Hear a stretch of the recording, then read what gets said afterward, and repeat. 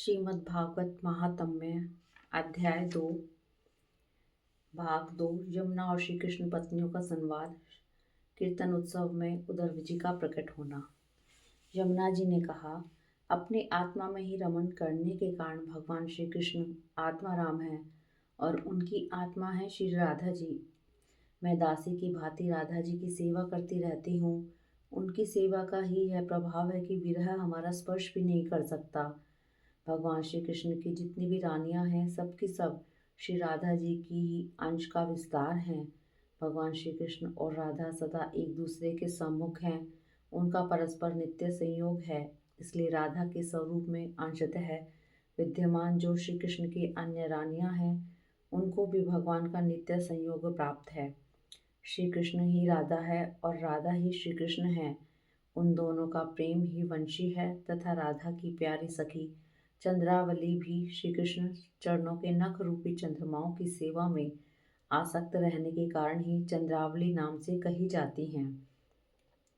श्री राधा और श्री कृष्ण की सेवा में उसकी बड़ी लालसा, बड़ी लगन है, इसलिए वह कोई दूसरा स्वरूप धारण नहीं करती। मैंने यही श्री राधा में ही रुक्मणी आदि का समावेश देखा है। तुम लोगों का भी सर्वांश में श्री कृष्ण के साथ वियोग नहीं हुआ है, किंतु तुम इस रहस्य को इस रूप में जानती नहीं हो, इसलिए इतनी व्याकुल हो रही हो। इस प्रकार पहले भी जब अक्रूर श्री कृष्ण को नंदगांव से मथुरा ले गए थे, उस अवसर पर जो गोपियां श्री कृष्ण से विरह की प्रतीति हुई थी, वह भी वास्तविक विरह नहीं, केवल विरह का आभास था। इस बात को जब तक वे नहीं जानती थी तब तक उन्हें बड़ा कष्ट था। फिर जब उद्धव जी ने आकर उनका समाधान किया तब वे इस बात को समझ सकी।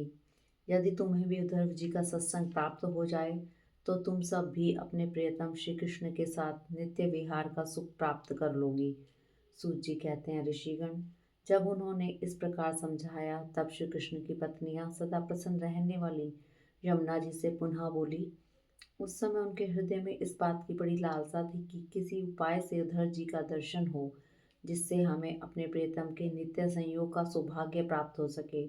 श्री कृष्ण की पत्नियों ने कहा, सखी तुम्हारा ही जीवन धन्य है, क्योंकि तुम्हें कभी भी अपने प्राणनाथ के वियोग का दुख नहीं भोगना पड़ा। जिन श्री राधिका जी की कृपा से तुम्हारे अभिष्ट अर्थ की सिद्धि हुई है, उनकी हम लोग भी दासी हुई, किंतु तुम अभी कह चुकी हो कि उद्धव जी के मिलने पर ही हमारे सभी मनोरथ पूर्ण होंगे, इसलिए कालिंदी अब ऐसा कोई उपाय बताओ जिससे उद्धव जी भी शीघ्र ही मिल जाएं। सूत जी कहते हैं, श्री कृष्ण की रानियों ने जब यमुना जी से इस प्रकार कहा तब वे भगवान श्री कृष्ण की 16 कलाओं का चिंतन करते हुए उनसे कहने लगी। जब भगवान श्री कृष्ण अपने परम धाम को पधारने लगे तब उन्होंने अपने मंत्री उद्धव से कहा, उद्धव साधना करने की भूमि है बद्री का आश्रम, अतः अपनी साधना पूर्ण करने के लिए तुम वहीं जाओ। भगवान की इस आज्ञा के अनुसार उद्धव जी इस समय अपने साक्षात स्वरूप से बद्री का आश्रम में विराजमान है और वहां जाने वाले जिज्ञासु लोगों को भगवान के बताए हुए ज्ञान का उपदेश करते रहते हैं। साधन की फल रूपा भूमि है व्रज भूमि, इसे भी इसके रहस्यों सहित भगवान ने पहले ही उद्धव जी को दे दिया था, किंतु वह फल भूमि यहाँ से भगवान के अंतर्ध्यान होने के साथ ही स्थूल दृष्टि से परे जा चुकी है, इसलिए इस समय यहाँ उद्धव प्रत्यक्ष दिखाई नहीं पड़ते। फिर भी एक स्थान है जहाँ उद्धव जी का दर्शन हो सकता है। गोवर्धन पर्वत के निकट भगवान की लीला सहचरी गोपियों की विहार स्थली है। वहाँ की लता अंकुर बेलों के रूप में अवश्य ही उद्धव जी वहाँ निवास करते हैं। लताओं के रूप में ही उनके रहने का यही उद्देश्य है कि भगवान की प्रियतमा गोपियों की चरण रज उन पर पड़ती रहे।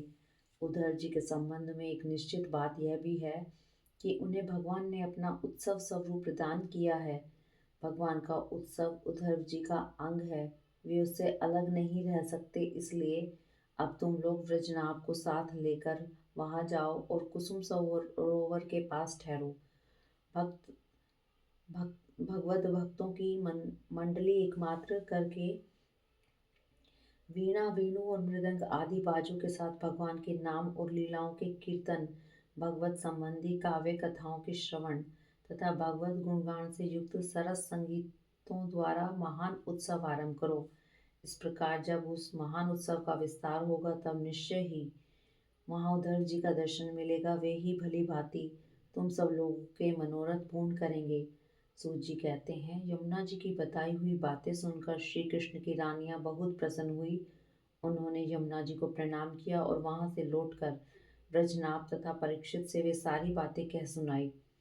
सब बातें सुनकर परीक्षित को बड़ी प्रसन्नता हुई और उन्होंने ब्रजनाभ तथा श्री कृष्ण पत्नियों को उसी समय साथ ले उस स्थान पर पहुंचकर तत्काल वह सब कार्य आरंभ करवा दिया जो कि यमुना जी ने बताया था। गोवर्धन के निकट वृंदावन के भीतर कुसुम सरोवर पर जो सखियों की विहार स्थली है, वहाँ ही श्री कृष्ण कीर्तन का उत्सव आरंभ हुआ। वृषभानुनंदिनी श्री राधा जी तथा उनके प्रियतम श्री कृष्ण जी की वह लीला भूमि जब साक्षात संकीर्तन की शोभा से संपन्न हो गई, उस समय वहां रहने वाले सभी भक्तजन एकाग्र हो गए। उनकी दृष्टि, उनके मन की वृत्ति कहीं अन्यत्र न जा सकी। तदंतर सबके देखते देखते वहां फैले हुए तृण, गुल्म और लताओं के समूह से प्रकट होकर शिवधर जी सबके सामने आए। उनका शरीर श्याम वर्ण था, उस पर पीताम्बर शोभा पा रहा था। वे गले में वनमाला और गुंजा की माला धारण किए हुए थे तथा मुख से बारंबार गोपी वल्लभ श्री कृष्ण की मधुर लीलाओं का गान कर रहे थे। उद्धव जी के आगमन से उस संकीर्तन उत्सव की शोभा कई गुनी बढ़ गई। जैसे स्फटिक मणि की बनी हुई अट्टालिका की छत पर चांदनी छिटकने से उसकी शोभा बहुत बढ़ जाती है। उस समय सभी लोग आनंद के समुद्र में निमग्न होकर अपना सब कुछ भूल गए, सुध-बुध खो बैठे। थोड़ी देर बाद जब उसकी चेतना दिव्य लोक से नीचे आई, अर्थात जब उन्हें होश हुआ, तब उद्धव जी ने भगवान श्री कृष्ण के स्वरूप में उपस्थित देख अपना मनोरथ पूर्ण हो जाने के कारण प्रसन्न हो वे उनकी पूजा करने लगे। हरिओम तत्सत।